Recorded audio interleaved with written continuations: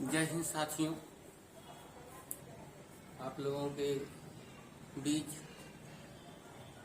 मैं UP history का class आपके बीच लेकर आया हूँ। इतिहास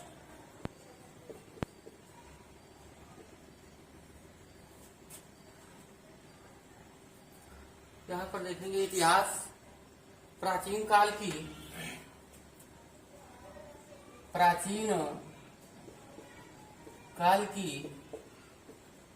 घटनाओं के अध्ययन को इतिहास कहा है।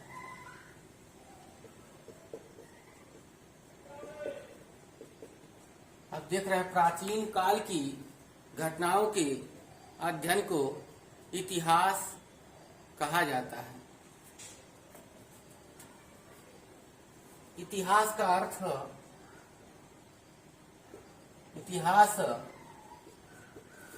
अर्थ ऐसा निश्चित रूप से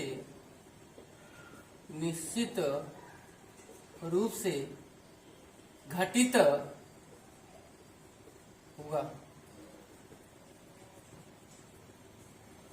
ऐसा निश्चित रूप से घटित हुआ हो, उसे कहते हैं इतिहास। इतिहास प्राचीन काल के यहाँ पर हमको देखने को मिलता है कि सबसे पहले इतिहास के बारे में जो हम पढ़ रहे हैं, प्राचीन काल की घटनाओं के अध्ययन को इतिहास कहा जाता है। इतिहास का अर्थ ऐसा निश्चित रूप से घटित हुआ है।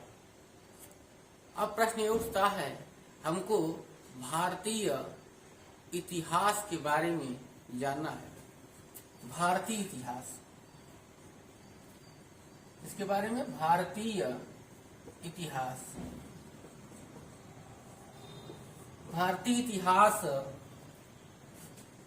अब भारतीय इतिहास के बारे में जानने से पहले जानते हैं कि उत्तर में हिमालय से घिरा, उत्तर में हिमालय तथा दक्षिण में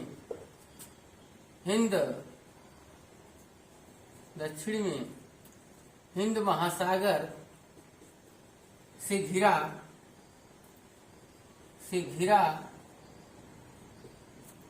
उपमहाद्वीप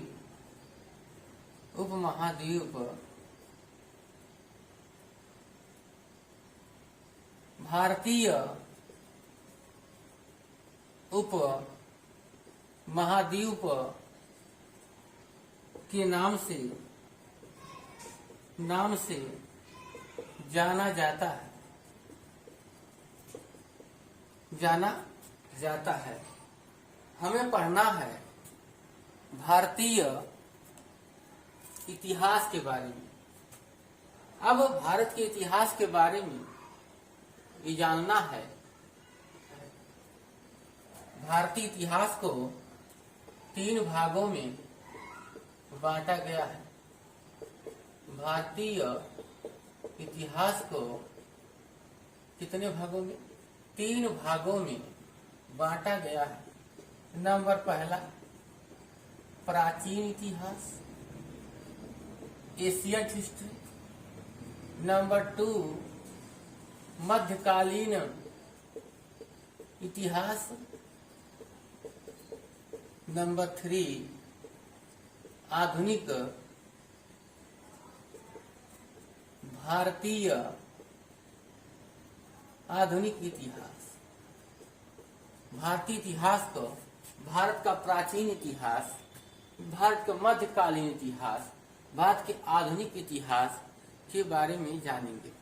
यूपीपी में कुछ लोगों का मानना था कि प्राचीन हिस्ट्री से प्रश्न कम आते हैं, लेकिन यह उनकी भूल थी।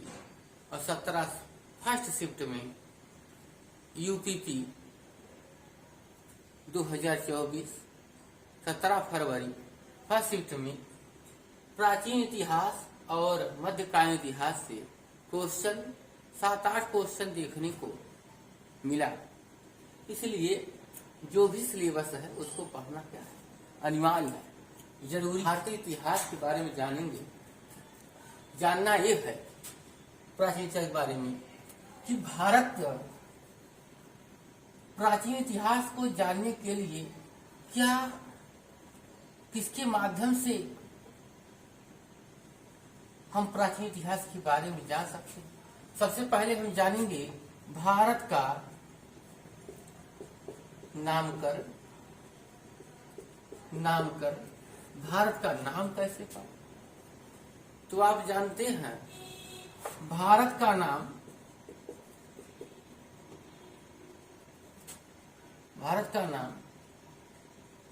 राजा दुष्यंत के पुत्र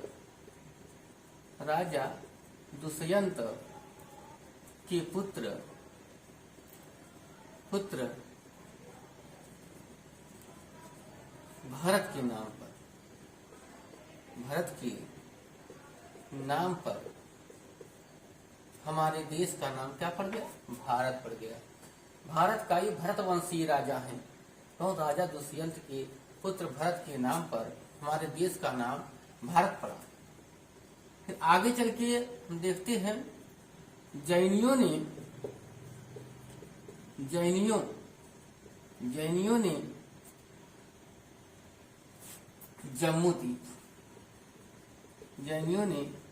जम्मू द्वीप कहा। भारत का नाम यूनानियों ने इंडिया नाम दिया है। तो यानी कि यहाँ पर नामकरण भारत में लड़का किसी और का नाम कोई और रख देता है, उसी प्रकार देश किसी और का नाम कोई और रख रहा है।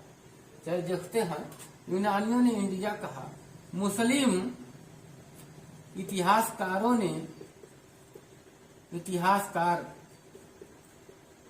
ने हिंदुस्तान नाम किसने दिया? तो मुस्लिम इतिहासकारों ने। फिर आगे प्रश्न आया कि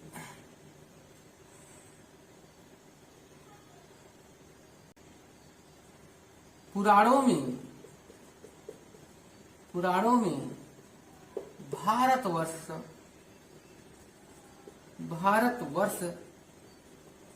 लिखा गया है। भारतवर्ष लिखा गया है, माने भारत को भारतवर्ष की संज्ञा दी गई पुराणों में। फिर आगे आता है, पुराणों में भारतवर्ष की संज्ञा दी गई है। आगे बात करेंगे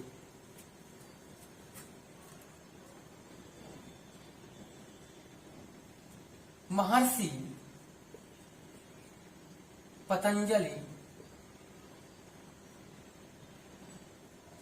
पतंजलि के महाभाष्य में आर्यावर्त नाम देखने को मिलता है।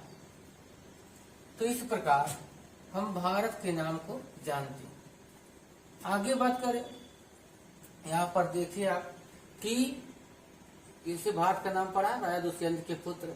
जैनियों ने जम्मू द्वीप, यूनानियों ने इंडिया, मुस्लिम इतिहासकार हिंदुस्तान, पुराणों में भारतवर्ष नाम दिया गया है।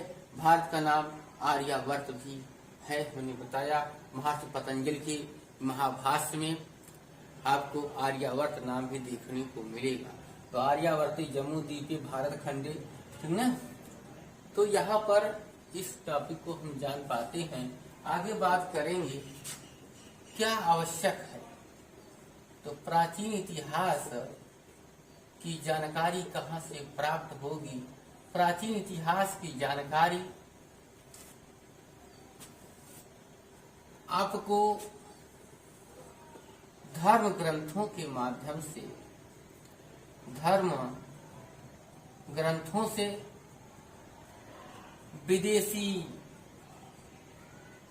विदेशी या पुरातात्विक साक्ष्यों से, पुरातात्विक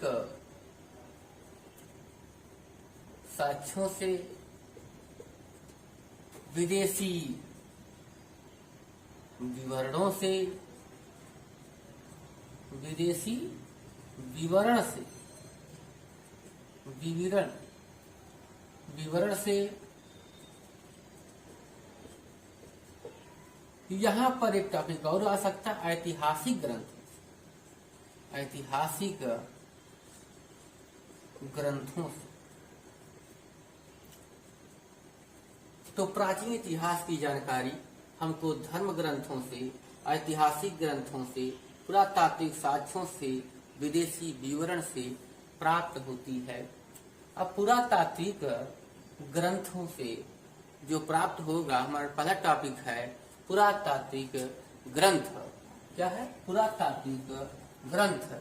हम देख रहे हैं कि प्राचीन इतिहास के बारे में, भारत के प्राचीन इतिहास के बारे में जानने के लिए सबसे पहले जो हमको साक्ष्य कहीं से अगर देखने को मिल रहा है तो धार्मिक ग्रंथों से, धर्म ग्रंथों से, ऐतिहासिक ग्रंथों से, पुरातात्विक साक्ष्यों से और विदेशी विवरण से प्राप्त धर्म ग्रंथ। धर्म ग्रंथ, धर्म ग्रंथों में सबसे पहले हम वेद के बारे में जानेंगे। वेद, प्राचीन इतिहास को जानने का एक तरीका है वेद के बारे में जानना। वेद का अर्थ है ज्ञान, ज्ञान, जानना। वेद का मतलब होता है ज्ञान होता है। और वेदों की रचना, वेद की रचना ऋषि मुनियों ने, आर्यों ने किया है। ऋषि मुनि आर्यों ने किया है। वेद, वेदों के संकलनकर्ता, संकलनकर्ता महर्षि कृष्ण द्वैपायन, महर्षि कृष्ण द्वैपायन जी वेदों के संकलन करता, माने व्यवस्थित करना। कौन है? महर्षि कृष्ण द्वैपायन है। वेद के बारे में जानकारी देखिए। वेद, वेद हम कितने होते हैं? वेद 4 प्रकार के होते हैं। कितने होते हैं? 4। सबसे पहला जो वेद है उसे कहते हैं ऋग्वेद। क्या कहते हैं? ऋग्वेद। आपको विश्वास दिलाता हूँ कि आप मात्र 45 से 50 दिन में पूरे आज सिलेबस को कंप्लीट करेंगे जो है, और अच्छे तरीके से हम अध्ययन करेंगे। जो इतने आपको टॉपिक मिलेंगे, अच्छे मिलेंगे टॉपिक, कि आप भी देखेंगे। बच्चों के प्रेम की वजह से इसको बनाया जा रहा है कि ताकि जो लोग क्लास नहीं कर पा रहे हैं वो भी जो है क्लास ले सके। ऋग्वेद, यजुर्वेद, सामवेद और अथर्ववेद। वेद की संख्या 4 है। वेदों की संख्या 4 है। ऋग्वेद, यजुर्वेद, सामवेद और अथर्ववेद होती है।